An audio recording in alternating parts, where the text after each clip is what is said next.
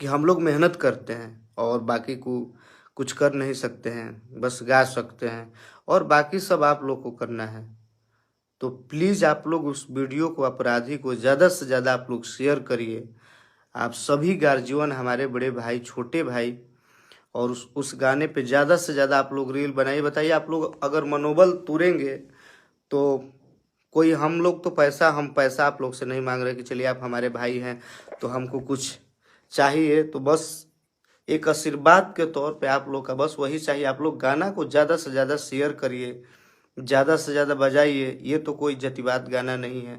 आप ही लोग कहते हैं कि भैया अब तो धीरे धीरे आप छोड़िए, तो चलिए, वो तो मजबूरी होता है कि चलिए गाना पड़ता है, लेकिन ये तो कोई वो नहीं है ना। ये जो गाना वीडियो रिलीज हुआ है, एक गाना हम लोग दिन भर, पूरे दिन में एक गाना को शूट किए हैं, तो आप लोग समझ सकते हैं कि एक गाना में बजट क्या जा सकता है,